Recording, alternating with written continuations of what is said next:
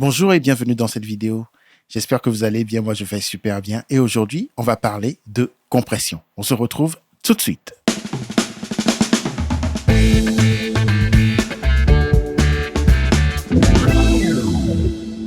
Un des termes qui revient le plus souvent dans le domaine de l'audio, dans le domaine surtout du mixage audio, du mastering, ça sera vraiment la compression. La compression est vraiment très importante parce que c'est elle qui va nous permettre de contrôler le niveau sonore et la place de dynamique entre les niveaux les plus faibles et les niveaux les plus forts.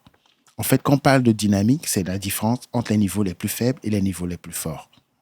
Le compresseur va agir comme un contrôleur, c'est-à-dire qu'on va prendre les niveaux les plus forts, on va les contrôler, on va les rabaisser pour remonter le tout, pour avoir un contrôle plus général du signal audio. Il y aura plusieurs types de compresseurs qu'on va aborder plus tard. Ça fera l'objet d'autres vidéos. Mais aujourd'hui, on va aborder de façon très simple et de façon générale l'outil qui est le compresseur. Donc, en général, pour définir le compresseur, on va dire que c'est un dispositif électronique qui va nous permettre de contrôler la dynamique du signal. Beaucoup de gens ne comprennent pas bien le rôle de la compression ou bien il y a une incompréhension à ce sujet et c'est vraiment très bien important de le comprendre parce qu'en fait, ce qui va se passer, la compression, c'est un outil essentiel quand il va s'agir de travailler sur de l'audio. On va se retrouver sur mon ordinateur tout à l'heure et on va voir les paramètres ensemble. Là, on est sur mon ordinateur et donc j'ai juste importé des boucles audio qu'on va utiliser pour faire cette vidéo. Et aussi, ce qu'il faut savoir, c'est que c'est des boucles qui sont été déjà un peu mixées, un peu contrôlées. Donc, ça sera juste pour vous montrer un peu les paramètres. Pour aller dans le plus vif du sujet, ça sera l'objet d'autres vidéos. On va commencer par parler vraiment des paramètres, comment ils agissent. On va parler des différents types de compresseurs parce qu'il y a plein de types de compresseurs et on va voir aussi vers quelle application, à quel moment on va les utiliser, ainsi de suite. Mais cette fois-ci, on va juste aborder les paramètres de façon générale. Je vais prendre simplement un compresseur qui vient avec le Cubase. C'est un stock plugin. Et voilà. Le premier paramètre qu'on aura à voir sur la compression, qui est un paramètre important pour moi, c'est le threshold. C'est le seuil de compression. Ça sera vraiment le niveau à partir duquel le compresseur va commencer par agir. Je vais jouer la boucle sonore, je vais toucher le threshold et vous allez voir comment ça agit.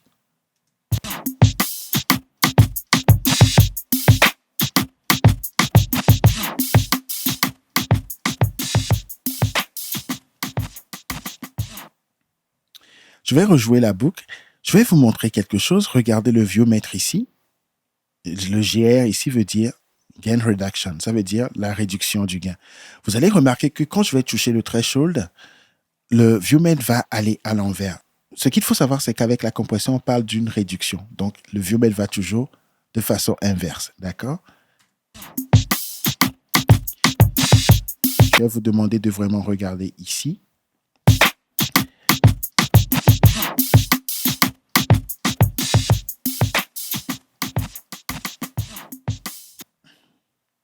Donc, je pense que vous avez remarqué que quand j'ai baissé le niveau du threshold, la compression a commencé par agir. Ça veut dire que c'est vraiment raisonnable. Ça veut dire qu'on a raison de dire que c'est lui qui contrôle le niveau à partir duquel le signal va commencer par agir. À part le threshold, on aura le ratio. Le ratio va nous dire si la compression va agir de façon très forte, hard, ou si la compression sera douce, soft. Quand on parle de compression très forte, on va parler de hardly. Et quand on va parler de compression douce, légèrement, on va parler de softly. OK? Et c'est le ratio qui va nous permettre d'obtenir cela. Donc, je vais toucher mon threshold ici, comme ça. Et je vais toucher aussi le ratio. Vous allez voir que plus je vais l'augmenter, plus la compression va agir beaucoup plus fortement. Et quand je vais la baisser, le compresseur va agir beaucoup moins fortement.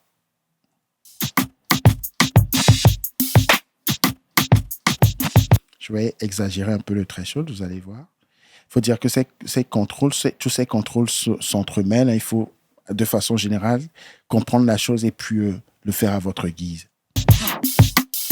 Regardez, quand je vais toucher le ratio, vous voyez, la compression va agir beaucoup plus fortement. Et quand je vais la baisser, sera moins remarquable. OK? Donc, ça sera le rôle du ratio, vraiment, ça sera le taux de compression. Comment le compresseur va agir? Fortement ou de façon soft? Après ça, on aura l'attaque. L'attaque va nous permettre de définir le temps au bout duquel le compresseur va commencer par agir sur le signal. Une attaque courte veut simplement dire que le compresseur agit très vite sur le signal et souvent, une attaque courte va nous permettre de catcher les niveaux forts soudains qu'on appelle les transients. OK? Donc, plus l'attaque sera courte, plus on va catcher, on va attraper rapidement les niveaux forts soudains pour les contrôler. Et plus l'attaque sera lente, plus les transients vont pouvoir passer et aussi la compression sera plutôt subtile sur le signal audio. Là, je suis à une attaque de 1 milliseconde. C'est une attaque vraiment très courte.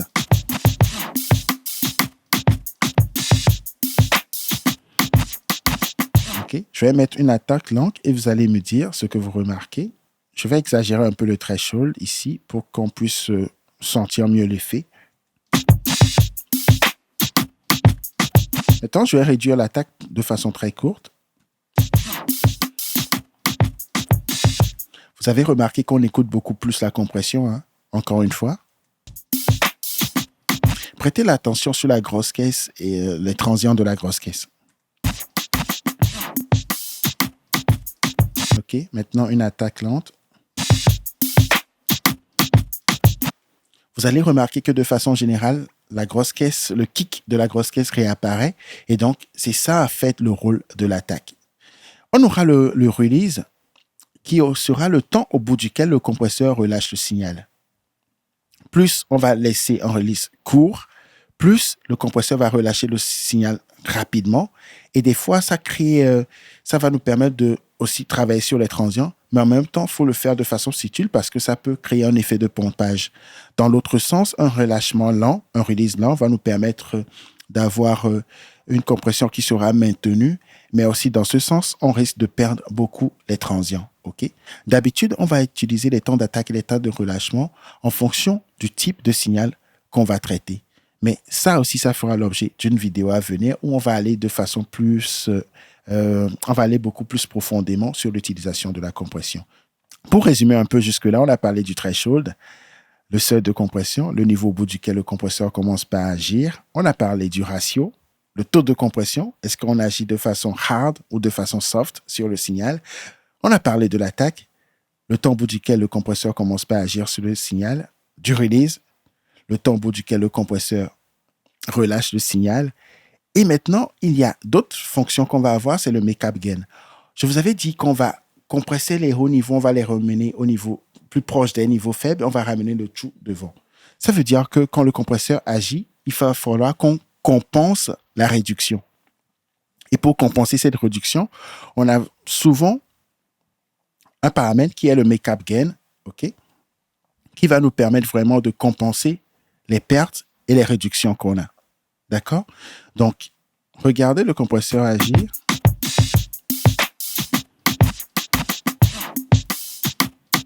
Je vais exagérer un peu la compression.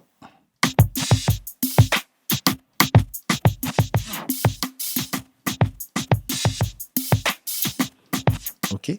Là, je suis en train de compresser. Je le fais de façon exagérée, hein, juste pour qu'on puisse...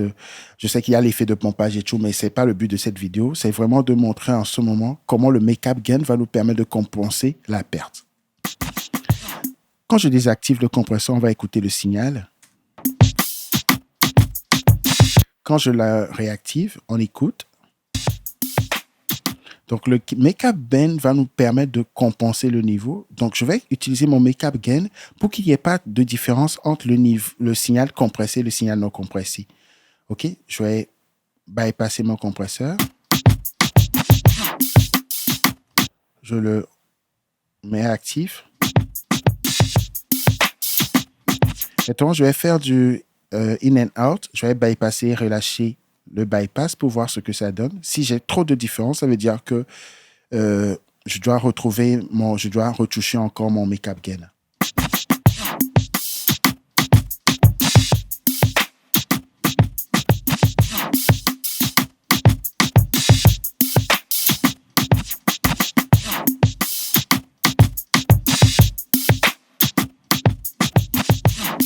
OK? Là, je trouve que je suis à un bon niveau parce qu'en fait, je sens que quand le compresseur apparaît, je perds les transients de la grosse caisse. Je perds les niveaux forts soudains de la grosse caisse et je sens l'effet de montage. Mais au niveau du niveau sonore, je suis à peu près égal. C'est, c'est, c'est, je sais que beaucoup de gens, quand ils prennent les compresseurs, quand ils les déposent directement sur la piste, dès qu'il y a un boost sonore, ils se disent que le compresseur commence pas à agir. Il faut pas faire cette erreur, c'est vraiment faux. Il faut écouter la compression. Il faut savoir comment le compresseur agit. Il faut savoir quand est-ce que ça commence par agir et éviter de prendre juste un plugin, le déposer sur une piste audio et dire que ça agit dès qu'on a un boost sonore. Ce n'est pas le but de la compression. C'est vraiment de contrôler la dynamique pour mieux contrôler son mixage, pour mieux contrôler les éléments du mixage, pour savoir quels éléments vont être ramenés devant par une compression et donc contrôler le niveau général du mixage audio. OK? Je vais prendre maintenant un autre type de compresseur. Là, c'est un compresseur qu'on va dire un compresseur de type VCA, OK? Je sais qu'on n'a pas encore abordé les différents types de compresseurs, ça va venir plus tard. Mais ça, c'est un compresseur sur lequel on va retrouver à peu près les mêmes réglages. Donc, le threshold, le seuil de compression, le ratio, le taux de compression, l'attaque, le release et le make-up gain, OK? On va essayer de toucher encore le threshold ici pour voir ce que ça donne.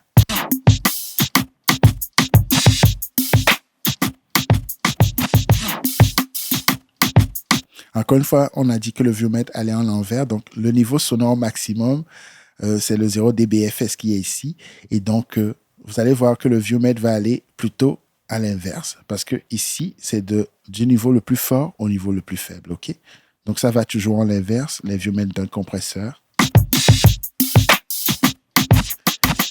OK? On a au moins une réduction jusqu'à 8 dBFS ici. Et donc, voilà, le threshold va faire la même chose. Ici, le ratio est sélectable. Donc, on a un ratio. Quand on va mettre le ratio le plus fort, on va voir que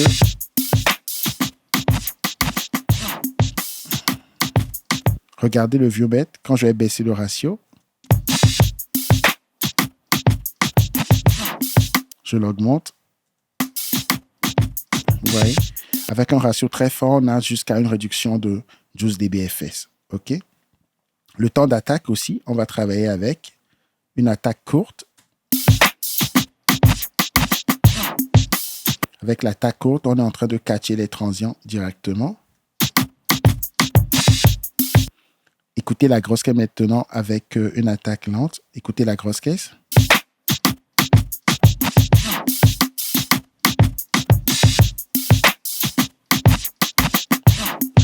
Je vais aller et revenir avec l'attaque courte et l'attaque lente. Vous allez voir la différence entre le...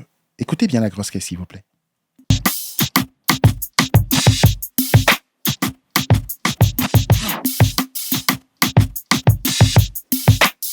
Vous allez voir que la grosse caisse réapparaît beaucoup plus avec l'attaque lente. OK? J'exagère la chose pour que vous puissiez voir la différence. Donc, en fait, avec un tas de relâchement aussi courte et lent, on va voir ce que ça donne.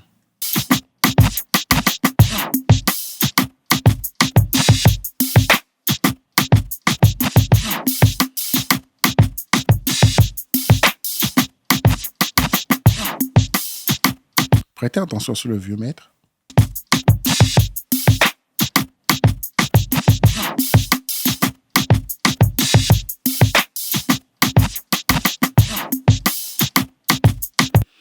Okay. De façon commerciale, plusieurs vendeurs, plusieurs fabricants d'émulation de plugins vont mettre un make-up gain assez haut déjà. Comme ça, quand on prend le compresseur, quand on le met sur la piste, ça commence pas à agir. On pense que ça commence pas à agir. En fait, ça n'agit pas parce qu'en fait, ça augmente juste le niveau sonore. Donc, il faut faire attention, retoucher toujours son make-up gain afin que la différence entre le niveau traité et le niveau, le signal traité, le signal non traité ne soit pas trop flagrant. Donc là, c'est un parcours, ce n'est pas un truc très technique qu'on est en train de faire. Je voulais juste montrer dans cette vidéo les différentes fonctions de compresseur. Dans la prochaine, on va aborder vraiment les différents types de compression qu'on peut avoir. On va aller plus dans les détails techniques. On va utiliser les signaux non traités. On va voir comment ça agit, en quel moment on peut utiliser ce type de compression, ce type de compresseur, cet outil.